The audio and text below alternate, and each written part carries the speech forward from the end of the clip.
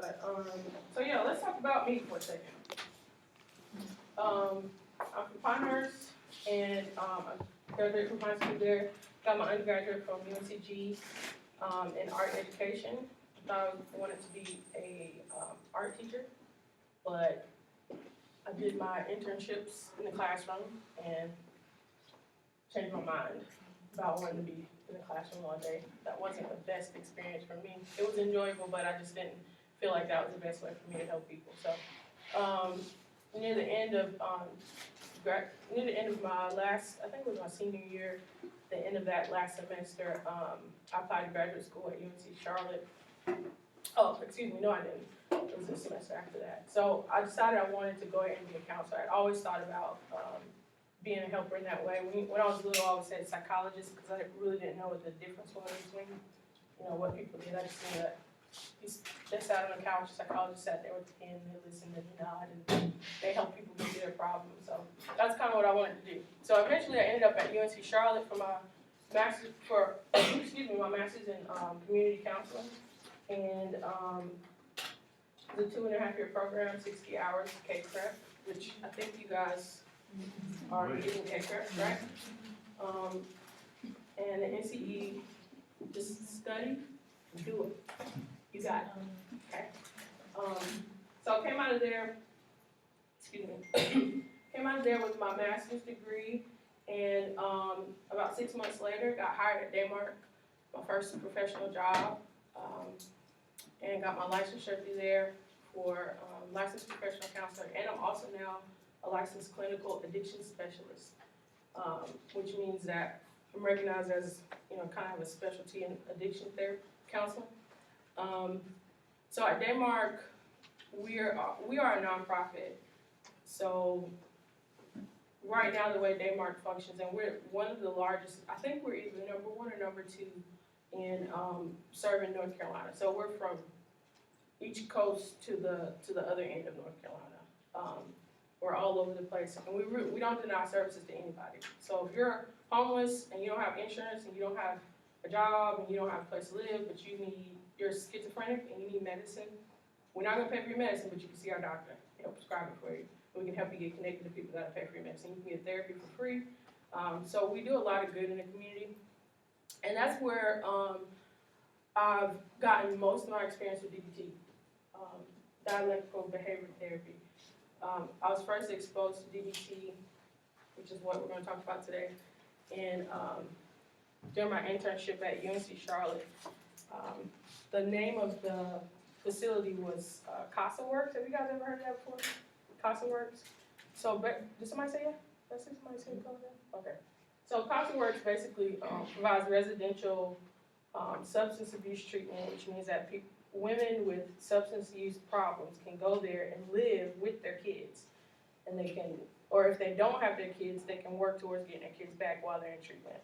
And so, what I got to experience as far as DBT goes is seeing these women who have been prostitutes and who are pregnant and shooting up and all kinds of stuff, using the language of a therapy that actually was working for them.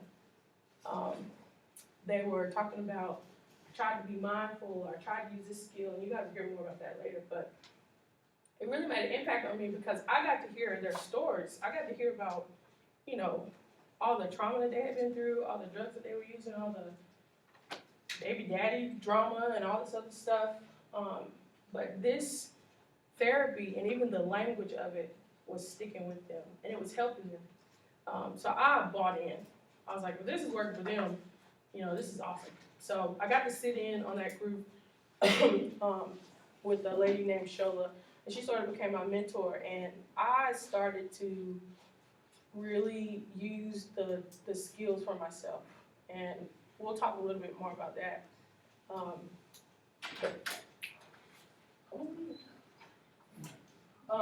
So that's where I kind of got the DBT bug.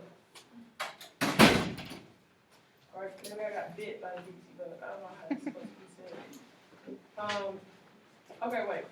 So before I go any further, I'm gonna ask you guys to do something. So I'm starting to do a little bit more presentations and stuff. And I didn't tell you guys, but at Daymark we do individual therapy. I do individual therapy, also group therapy, And one of the groups I do is for DBT. It's a 2-hour group. It's the only 2-hour group. They were knocking everybody down to 1 hour because when I first got there was a couple of 1.5-hour groups, but I fought for my 2 hours and I still have it after 4.5 years. And I see the most high-risk clients in that group, the most suicidal, the ones who've been in the hospital the most. They come to that group, and I get to work with them using DBT. And so some of the things that I use in the DBT group, I'm going to use today while I'm talking to you, while we're doing whatever we're doing, while I'm presenting. So it's kind of interactive, but it's more like you're going to see what some parts of the DBT group is like. So one of the first things I'm going to ask you to do is get comfortable in your chair, get your feet flat on the ground. You got. I can't put my feet flat on the ground. Oh, you got the thing on your. Was that you a little bit or something? Okay. Okay, that's fine. Just get comfortable. Can I stand up and do it, or? Can you stand? Oh yeah, you can stand up. That's fine. I'd also like you to get your hands in a comfortable position. Don't be on your phone or type it. If you got a pen, put it down. So everybody needs to be sort of the most relaxed you can be right now, but still have a good posture. Okay? Yeah, don't slump, because that's going to be, I want you to still have a good posture, but be relaxed. See if you can find that balance. Okay? All right, now close your eyes. If you don't feel comfortable closing your eyes, stare at the projector. If you feel comfortable closing your eyes, go ahead and close your eyes. I'm going to ask you to relax your hands. Just put them on your desk. And now, just find your breath.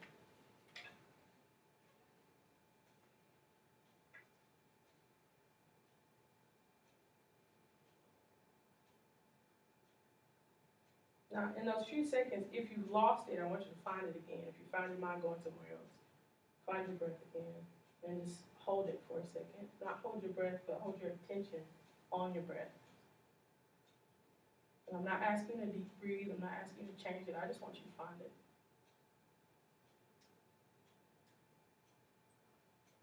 When you're ready, you can open your eyes. Okay.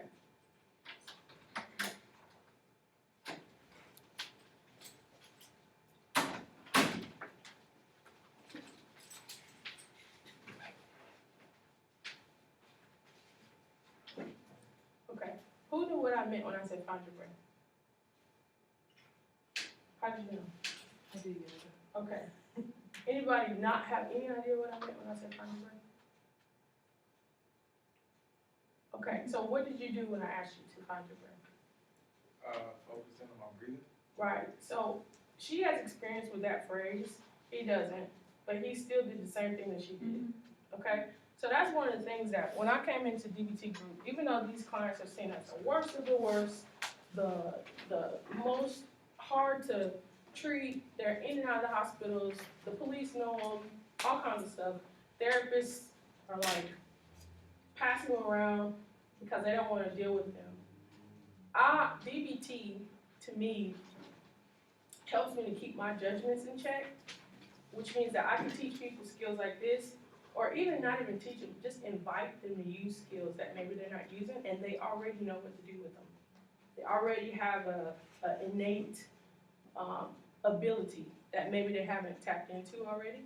And so for me, you guys that are coming up and going to be counselors, is everybody in this room going to be a counselor in some sort of way? School counselor or community counselor, right? Okay, I didn't know if it was like an integrated thing. For me, one of the things that I would tell you guys as coming up counselors is to remember that your clients are not completely just void of any kind of coping skills, void of any kind of insight, void of any kind of ability to learn. Even a child, you can ask an 8-year-old to close their eyes and find their breath, and they'll figure out something to do.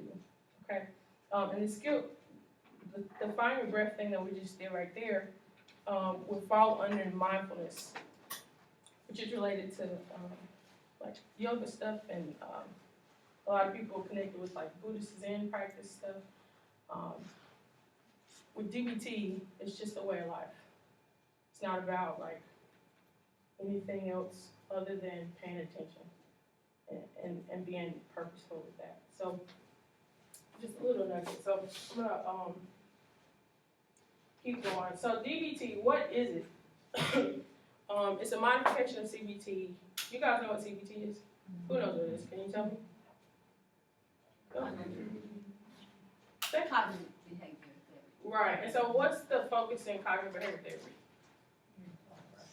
Changing irrational thoughts. Say it one more time. Changing irrational thoughts. Changing irrational thoughts. Do you have a marker? You need a marker? All right, so we know what CBT is. CBT is all about change.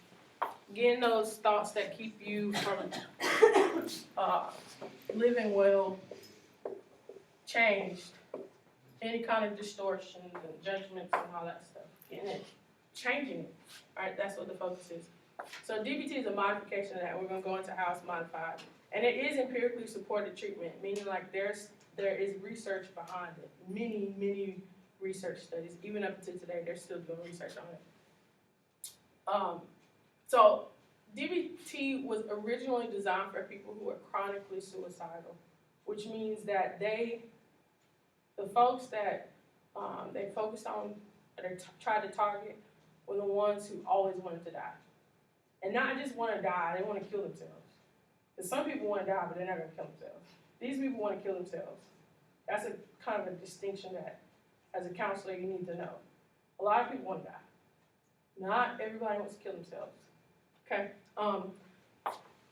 Now DBT is known as the go-to manualized cognitive behavioral treatment for borderline personality disorder. That's literally the name of the manual. Cognitive behavioral treatment for borderline personality disorder. And it's known around the world. And it's highly successful, and I'll give you guys some success stories at the end of this. So who came up with DBT? Marcia Linehan. She's a doctor of psychology. She got her doctorate a long time ago. Well, not that long ago, 71. But she's still learning. She's still developing her practice. She's a professor of psychology at University of Washington. And she has her own institute that's centered around DBT. She's known around the world. If you Google Marcia Linehan, it's going to be so much stuff on there. I really enjoy watching her and listening to her. And we're going to have a chance to look at a couple of videos from her in a couple of minutes. So why would she want to do this? Why would she want to modify CBT is the question. She wanted to treat the people that didn't want to be here the most. They're the worst of the worst. The person who wants to die, wants to kill themselves every day, literally like trying to kill themselves every day is when you guys get out there, if you haven't already encountered it in your internships, it can be completely terrifying to have a person sitting in your office telling you a plan and a plot and an intent about their intentions of wanting to kill themselves in your office, and you know that they're serious. They really want to do it. And as a counselor, you have certain responsibilities with that.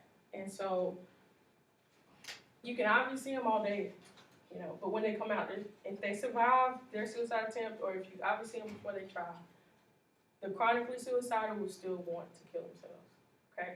So she wanted to come up with something that's going to help the people who she thought were suffering the most. And I would agree with her that those are the people who are probably suffering the most.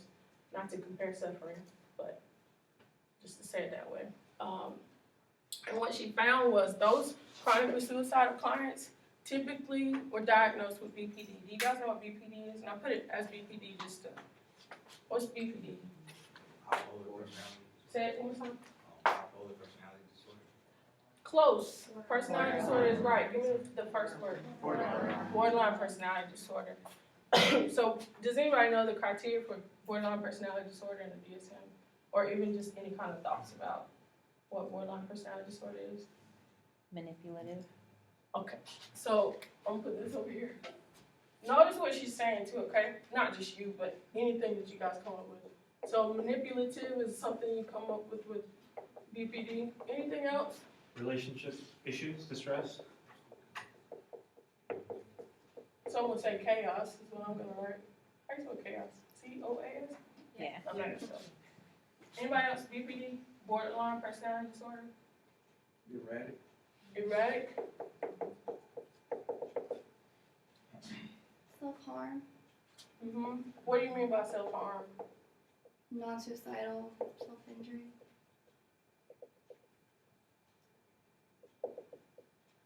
Yeah.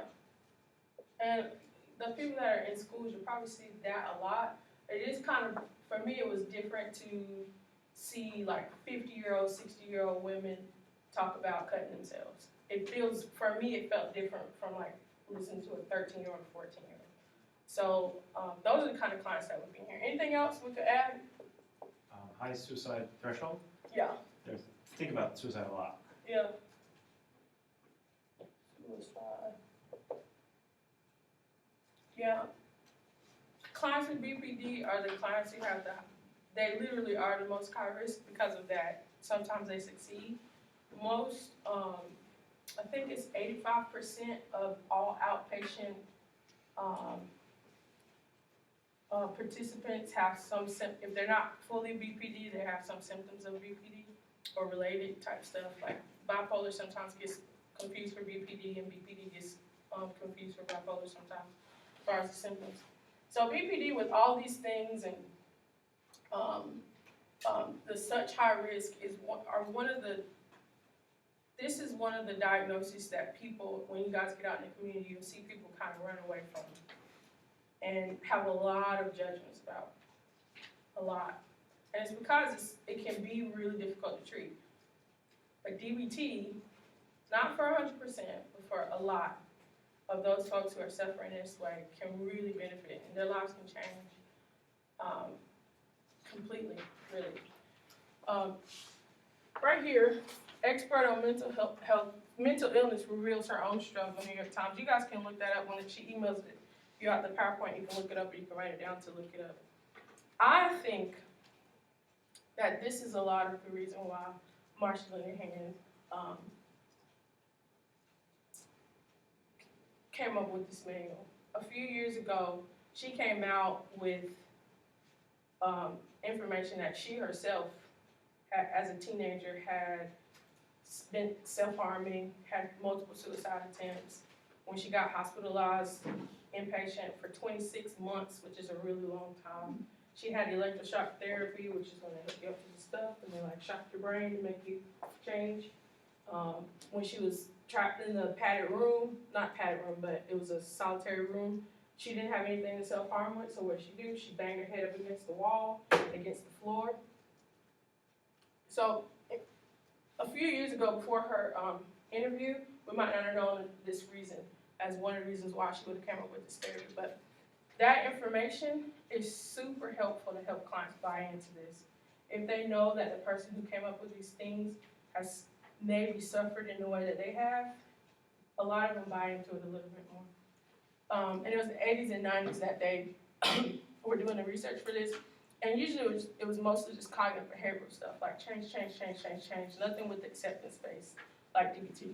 So let's watch this quick video with Marcia Linehan describing what was going on with her.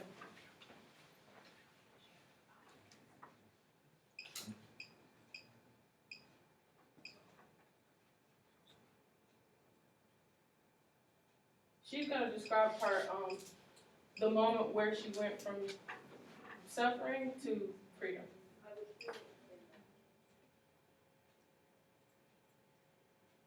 Sitting right outside the chapel, which I will never forget because I was sitting on the couch and I think I felt complete and total despair, is the only way to say I felt. And so this nun walked by and she turned and looked at me and said, is there anything I can do for you? And I realized that no one could help me, that just no one could help me. So I said to her, no, thank you. And she left. And so I got up and I went into the chapel. And I was just kneeling there. And I had no idea, I doubt seriously I was saying anything. I think I was just looking at the cross above the altar. And then out of the blue, out of the absolute blue, suddenly everything went gold, and the crucifix started shimmering, and the room was shimmering, and I had this unbelievable experience of God loving me. And I jumped up and ran out and ran to my room, and I was standing in my room, and I said, I think out loud, I said, I love myself. And the very minute the word myself came out of my mouth, I knew I had been completely transformed. Because up until that point, I would have never said that. I would have said, I love you, because I had no sense of myself. I thought of myself as you. And the minute the word myself came from my mouth, I knew, and I've always known ever since, that I would never, ever cross that line again to being crazy.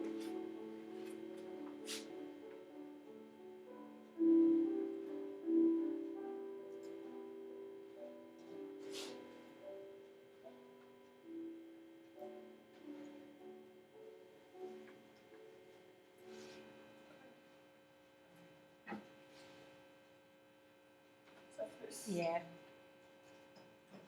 There we go. I'll have to turn it up in a second. So did you guys notice anything as they were painting the camera over her, like, hands, arms, and feet and stuff? Remember the shot where she had the bracelet on? Did you see her arm? She had cuts and burns, scars all over her forearm. This is not uncommon with at least the clients that I work with BPD, or some of them, not all of them. But her scars are still there. And this was only just a few years ago. And she was a teenager, a young adult, early 20s, whenever she was still engaging in self-harm. And so I don't know if you could hear sort of the desperation in her voice, but she said, you know, she didn't believe anybody could help her at all. Like, no hope for help. And I think you don't have to be BPD to be hopeless, okay? And I think as therapists and counselors, especially if we do this therapy, it would be helpful to recognize that you have probably experienced some of the emotions that these folks have, and to be able to relate to them as far as that hopelessness is something that a lot of us have experienced. Feeling desperate is something that a lot of us have experienced. But how do we respond to it? And these folks, typically, and people with similar disorders, the way they respond to it is with this kind of stuff. These things that we've listed. But DBT can help with that. And it has helped tremendously for a lot of the clients that I know.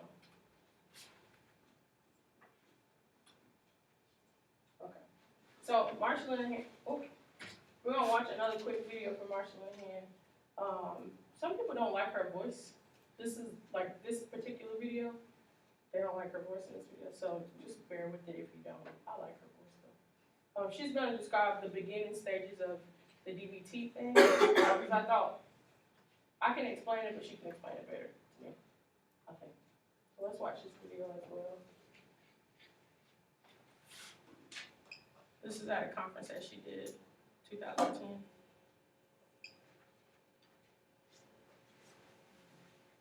Oh, you turned the sound I off on the did. computer. Forgot about that. Sheesh.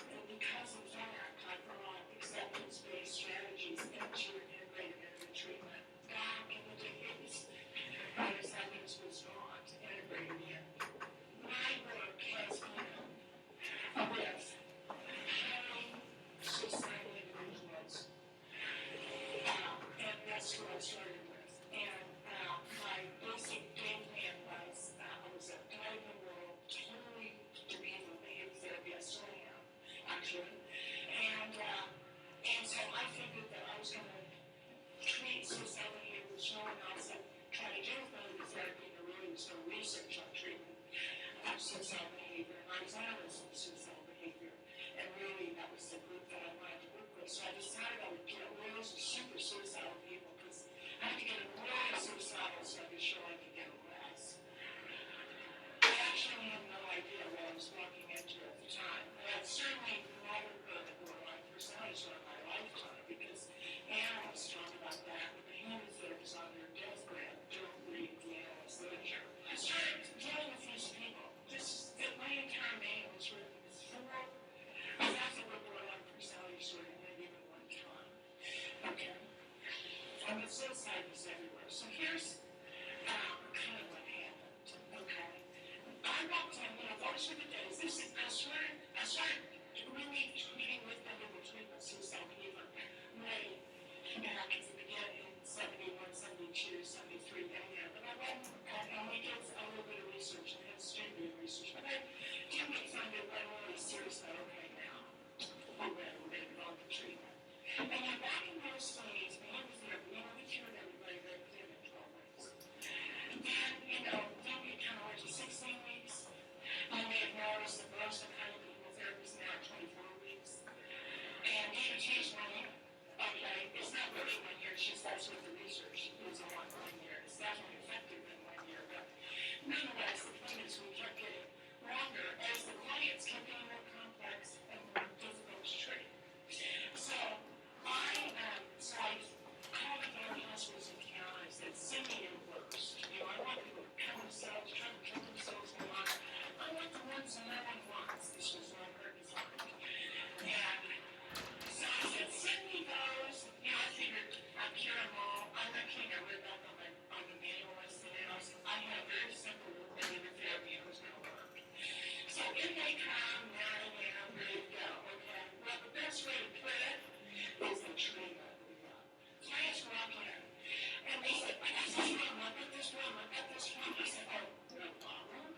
When they said, okay, I'll see you next week, and I thought, oh, yeah, I'll have a treatment. I'll figure it out by next week. I'll read my old manuals and all that kind of come in. I said, okay, here's your problem, here's the treatment. I said, I don't have that problem. I said, you don't? Oh, well, what is your problem? Oh, you got a new problem. I know it's here. Come back next week. Next week, I walked in, I said, yeah, got this new email here, here we go. And he said, I don't have that problem anymore.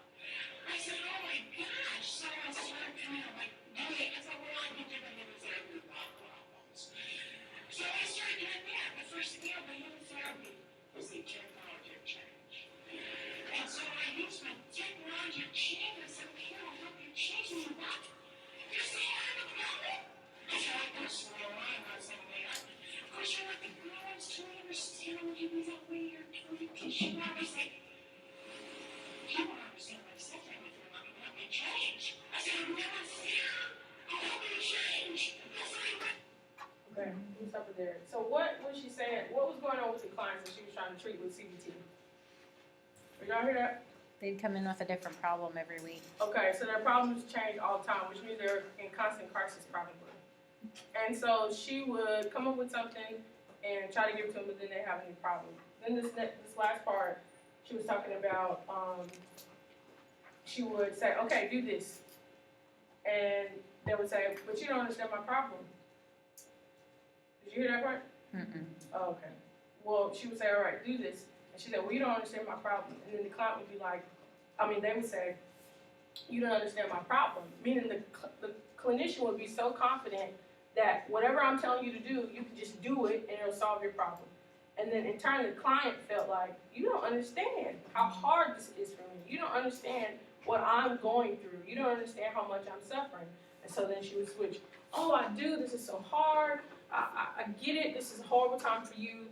I get it, the way you feel this suffering is unbearable. And then the client would say, but I need to change. I can't stay like this. You're talking about how, you're talking about all that, but I have to change. My life can't keep going like this. I can't live if I keep doing these things, right? So she had that back and forth and back and forth. That's what she keeps describing in the rest of the video.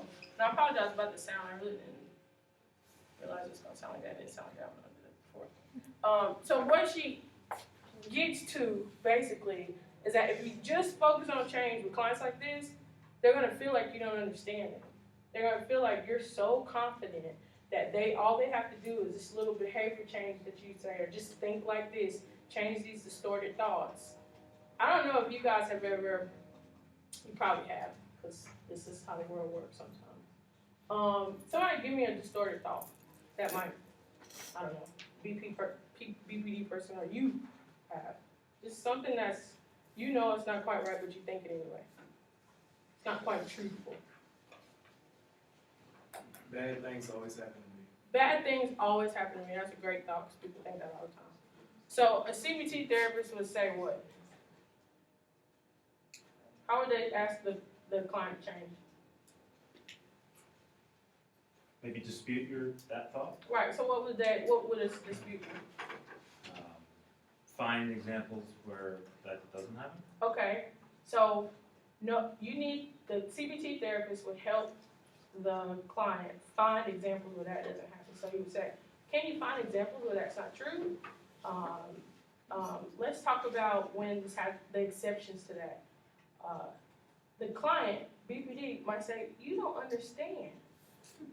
You have no idea how hard it is when these bad things happen to me. They happen all the time. How could you just ask me I'm just supposed to think like this, right? That, if you've never been in session with that kind of situation, that can be very scary, especially if you know that they're chronically suicidal. Because now you've become one of the people that they feel defensive with. You become one of the people that's just saying, you need to get your act together, basically. That might be what they're hearing. And so what she noticed was, you have to have both, okay? Especially for this clientele. For these folks. You need both the change talk and acceptance. And so the dialectic part of dialectical behavior therapy, this is the definition: weighing and integrating contradictory facts or ideas with the view of resolving apparent contradictions. I never use that definition in group because that's just like too much. Basically, I hold my hands up like this. I say dialectic is when two things that seem to be opposite can both be true at the same time. For example, have you ever said that you love and you hate somebody? Ever? Yeah, give me another one. Two things that are both true at the same time. You feel like you're hot and cold. Yes, I hate that feeling because you can't get the temperature right. Like you got the heat on but the window's down. I do that all the time. That's a great one. Give me another one. Have you guys, maybe I don't know, females might, I don't know. Have you ever heard somebody say, that's ugly cute? Have you, like shoes or a shirt or something, it's like, it's ugly but it's cute, I don't know. That's kind of like what this dialectics idea is. Two things that seem like they shouldn't be together, but both are. For example, I'll give you an example in session. So I have a client who is 18. She always thinks about wanting to kill herself. She's chronically suicidal. Her diagnosis will be changed to BPD the next time she comes in because she's of age and I've seen some escalation in her behaviors. She told me last week, I just want to kill her, somebody's dying in her family. She said, well, I just want to kill myself because I feel like I'm losing everybody and I can't take it. I lose somebody every year. I don't want to have to go through this. I want to kill myself. And I said, now a CBT therapist, that's just strictly CBT, might start trying to convince her that she doesn't need to kill herself and that that's not a good way to go, right? DBT, I'm gonna go here. That makes sense. You feel like you can't take it, you want out. That's what people, when you feel like you can't take something, you want to leave where that thing is happening. That's how she feels. The world is where she's experiencing the worst thing. Reality, waking life. Of course she's gonna want to kill herself. That makes complete and total sense to me. That's what I said to her.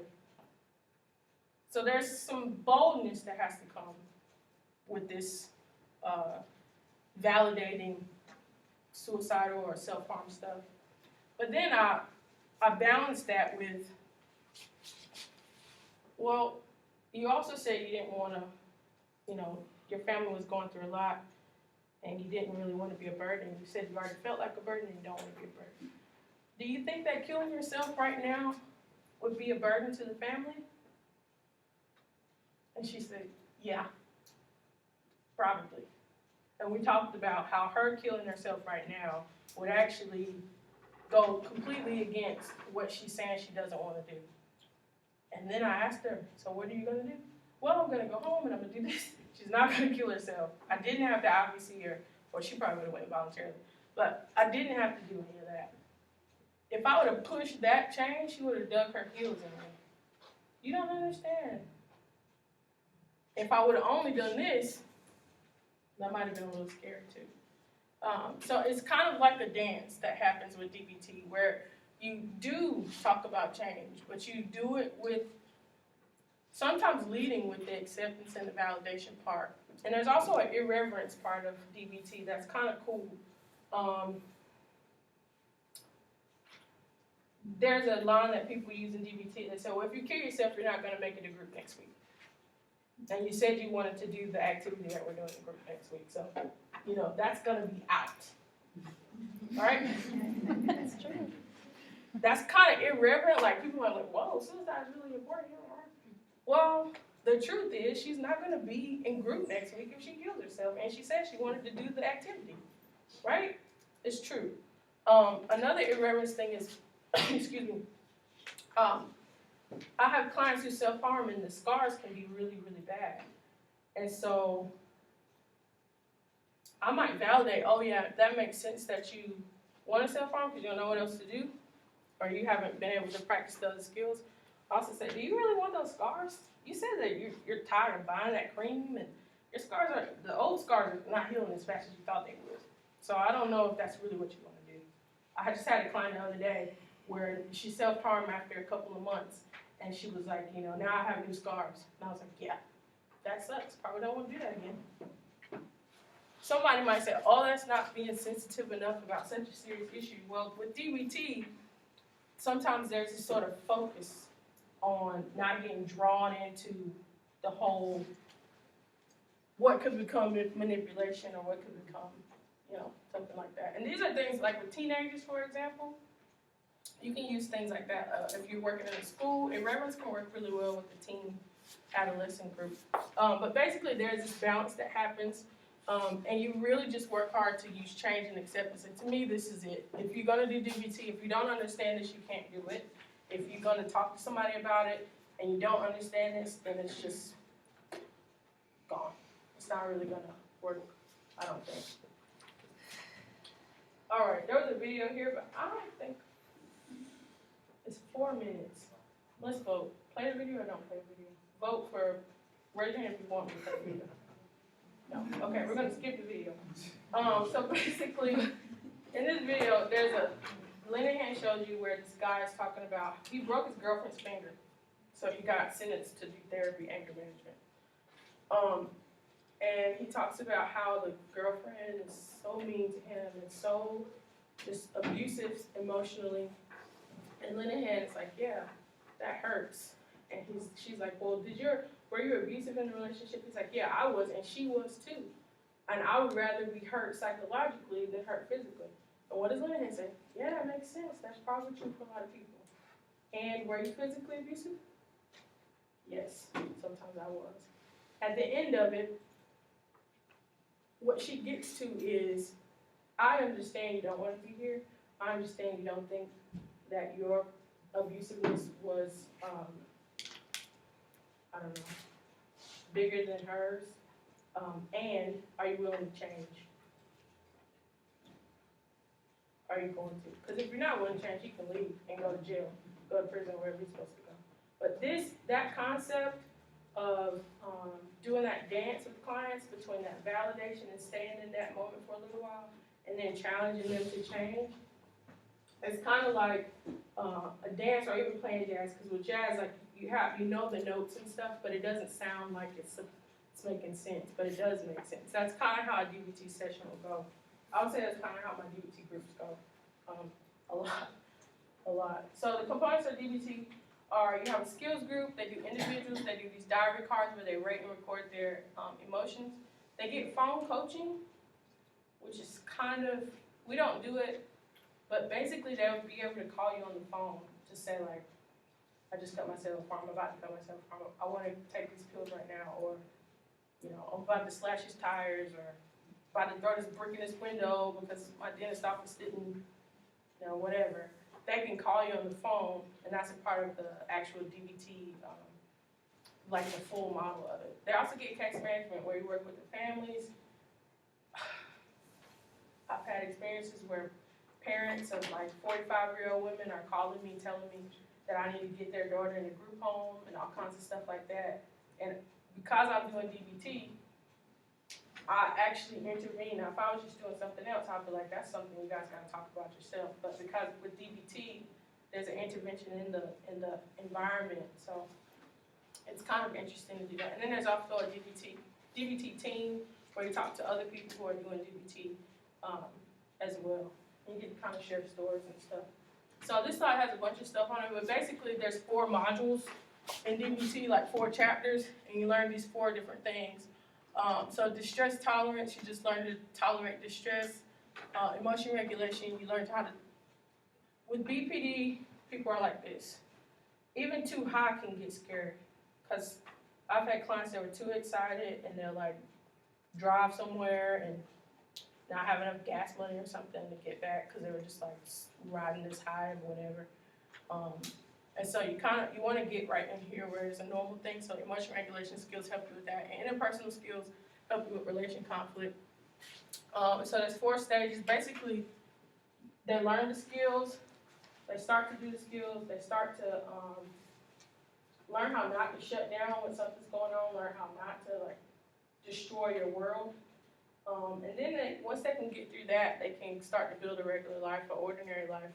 And even from that point, they might be able to achieve feeling a sense of being complete and whole.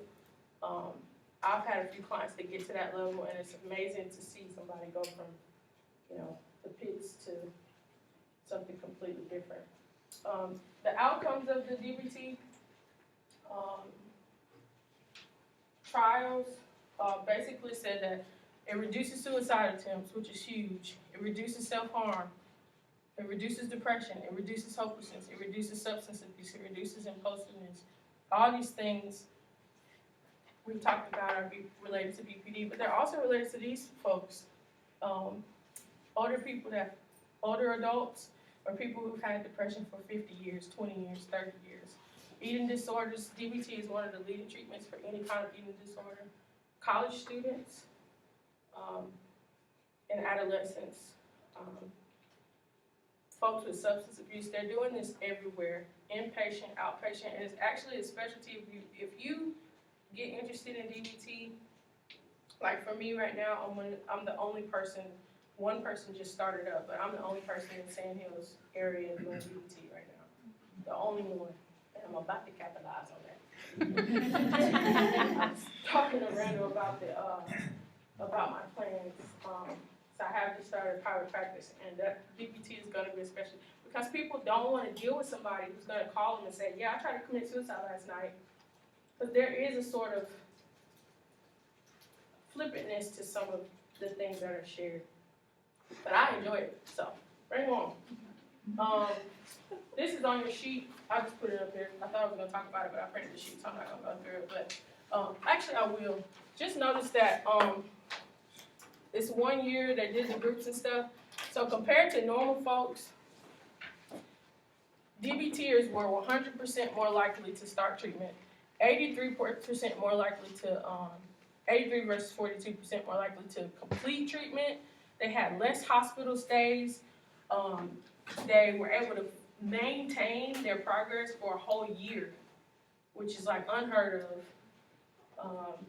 And their parasuicide repeat was lower, which basically means like all this, like, I don't want to say fake, but like suicide stuff that's not quite, I'm not really trying to kill myself, I'm just trying to get something else. That was even lower. So specifically for adolescents who have a lot of suicide or self-harm talk, this is an awesome therapy. So DBT's core aim is to help every client create a life worth living. That's like the slogan of DBT. If you ever hear a therapist say life worth living, they've been exposed to DBT probably. These are some of the manuals that are, I actually have mine here. It's kind of beat up a little bit because I use it a lot.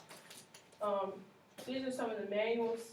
I would suggest if you have any interest at all in working in schools, it doesn't matter if you want to work with the kids in self-harm, you're going to. If you're in schools, you're going to see them, okay? So I would say go ahead now and get the GBT skills manual for, it's not up here, but it's suicidal adolescents. And then there's a few other ones that Marshall Hand kind of supported. Get it now. Because these kids, those scars, some of them won't fade. Some of them won't ever go away.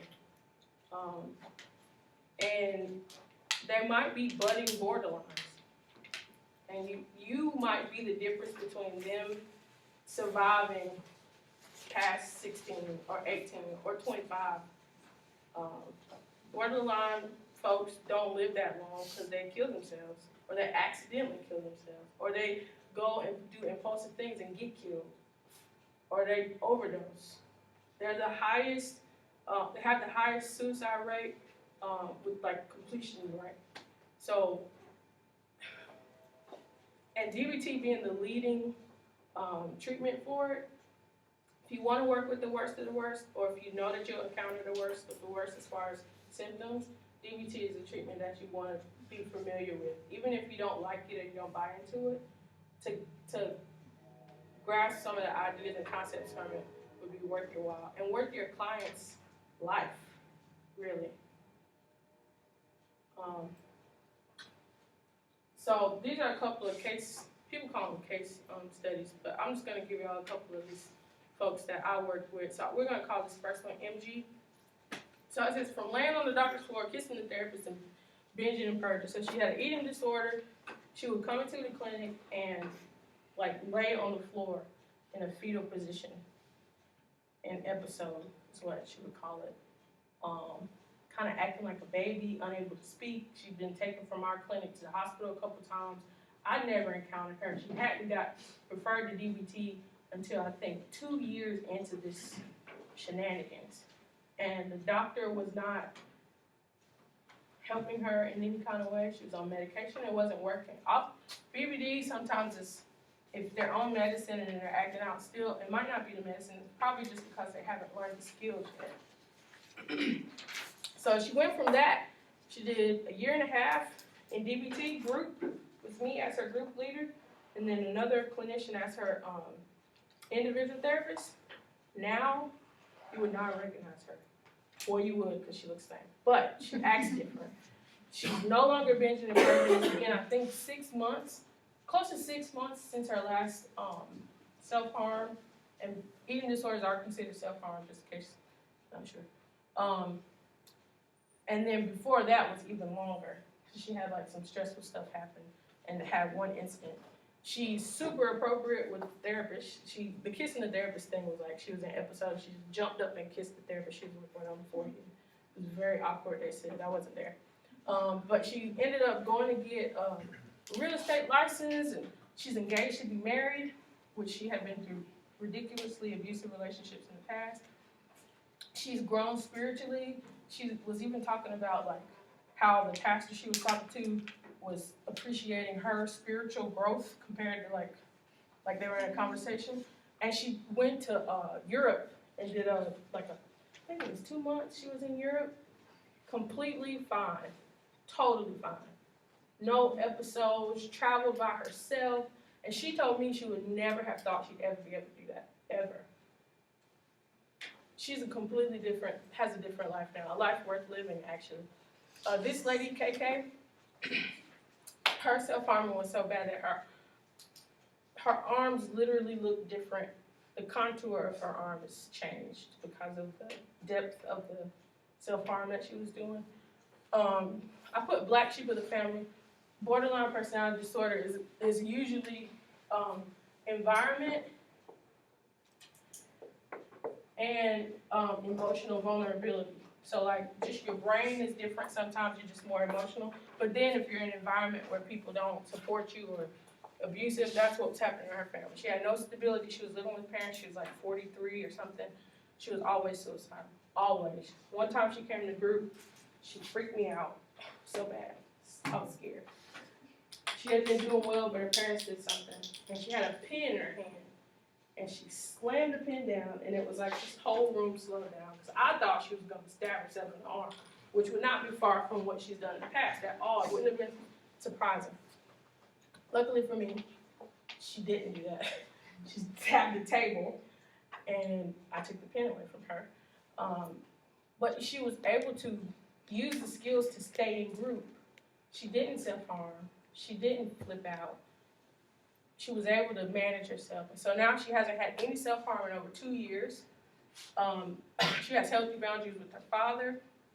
She's been employed for over, she just recently quit because she's moving, but she was employed for like 1.5 years, which had never happened, ever. She's always blown up at work, always either got fired or thought these people are crazy and they're horrible.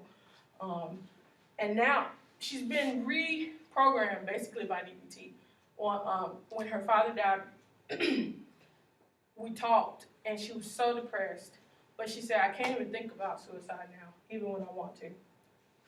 She has so many skills acquired through DBT, and she can validate her own self, like what I did for her in group, that she can change the way she responds to things. This changes about skills. Now she is unrecognizable. She's lost weight. It's all kinds of crazy, amazing stuff. Now this one right here, she's only been in there for, I counted up, it was 10 months. It might be 9. She'd been hospitalized for 1.5 months after a very, very serious suicide attempt. Her organs and stuff started shutting down. She had no hope, basically. And she would tell me the first probably 2 months of group that she was just praying for Armageddon. Because she didn't want to try to kill herself again and then live through it, because that would suck for her, which we talked about, which is one of the reasons why she hasn't killed herself. Because it would be really bad to do it the second time and then live through it. That's that irreverence, right? But she would constantly talk about that, praying for Armageddon. I'm just waiting for the bomb to hit. I'm waiting for the meteorite to come or something she would talk about. And so now she's at the point where she's actually planning for the future. She can look and see that there is a future for her. She doesn't consider suicide anymore, which is, for me, I'm actually kind of surprised that it was so quick. But we've talked about it a few times because, of course, I have to assess for her. She doesn't, it's not an option anymore. And she's more confident than she's ever been as far as in her relationships and just being able to manage her life. And this is only 3 of several sort of success stories, I would say, where DBT, where people learn to change through skills, and they learn that how they feel is totally acceptable. It totally makes sense. And it's okay to feel however you feel. Just sometimes you have to do something different. And that, for me, is what DBT is about. And again, before I let Richard, Randall, whatever it is. Whoever I am.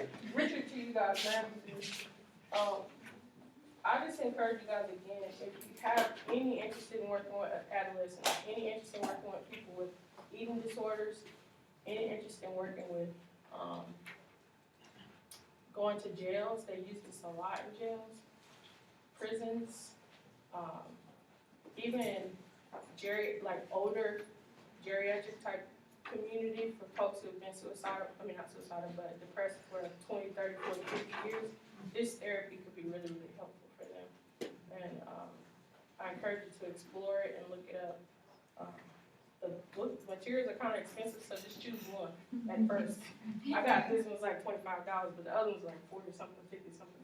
But yeah, I encourage you to just look that up. Randall?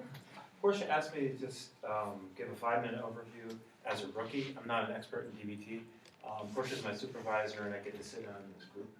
And she just asked for my viewpoint as a person newly exposed to it. And I thought about talking about what the client sees from my perspective, what the clinician sees, and then what I've seen as far as DBT. And the validation piece that Portia talked about is really powerful, because when you validate somebody in that way, their resistance goes from here to here. It just drops down. And then you don't have to start doing the work of change. They start changing themselves, which is just really exciting. When they are the ones to take the change, it's powerful. And I was also thinking about when you validate somebody up front, you actually earn the right to be irreverent, as you said. If you come out with those irreverent things right up front, I don't think it works. But if you build that relationship, and they know you're on, the client knows you're on their side, it gives you some flexibility to really be bold in that way and to be radically genuine, which is one of the DBT traits. The other thing is that it's dialectical behavior therapy. So there's a lot of focus on behaviors, and people get to discuss and try out new behaviors, which is really powerful. Because if you're doing something a certain way, we ask, is that working for you? And most people say it's not really working for me. So in a group setting, it's really effective to say, what about, what did you do? What kind of behaviors did you do? And the behavioral piece also is pretty interesting because we said in group, can you try to change a thought? Or sorry, can you try to change a feeling? Can anybody try to change a feeling? It's difficult to change a feeling. If you take an action, you have a much better likelihood of changing the feeling. So we kind of discussed that piece. So it's validation and then change, and that just seems to be a powerful combination. As far as the clinician, it's a roadmap for treatment, especially as new clinicians. I'll be graduating in December, and as a new clinician, it's nice to have a roadmap, to know where you're going. It's also nice for the client to have the roadmap, that we're going to start here with mindfulness, and then we're going to go to distress tolerance, and then we're going to master a number of different skills. And as Portia said, the skill part is really powerful. Our clients need skills, we need skills. You can't get through a day without skill.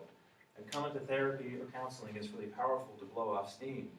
But without skills, how are you going to do anything? And I didn't even realize, I never thought about emotional skills in that way. But it's very powerful. And with that roadmap, you've got constructs to learn about, you have examples, and you have exercises. The other thing is about manualized. I thought manualized treatment was sort of, I don't know, for people who weren't creative, which is really eye-opening. The power of this is that you have an infinite amount of creativity to implement the manual. So the manual is what it is, but we've done charades, we've done all kinds of different games, we've got all kinds of learning exercises to teach people about skills. So there's a lot of creativity with DBT. I guess lastly, I was thinking about me. I find myself thinking about this all the time. You can't really get DBT out of your head. I was joking before that I was having an argument with my girlfriend, and I froze, and she said, "What are you doing?" And I was like, "Well, I'm trying to think of this in a dialectical way." And I was trying to slow the thing down. She called me something, and I was thinking, am I that, or is it a little bit more like that? And that's a silly example, but the world isn't really black and white in that way. The world is gray, and we got to figure out where we are in that gray sort of continuum. And I just found it to be very helpful. The concept of distress tolerance is so powerful. NCE is coming up. And one of the ideas is radical acceptance. If you've got something that you can't get out of the way of, just sort of accept it. And so I've been experimenting with just accepting this monster test. And it seems to be kind of working in a way. Like, you don't dodge it, you don't fret it, you just say, like, I've got to do this kind of thing. And basically it's about staying in present moment awareness and not bringing all the baggage with you. So I guess that's kind of what I wanted to say. As a DBT rookie, it's just really powerful. The skill piece is so important. And clients come to us with all these problems, and listening to them and validating them is a part of the thing. But if they're not going to get anywhere, I don't think, unless they can acquire different kinds of emotional skills. And then once they learn those skills, they rarely unlearn them. You know what I mean? They just build more skills on top.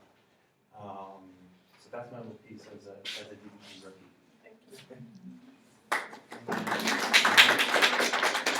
You done? I'm done. Okay. Do you guys have any questions for her?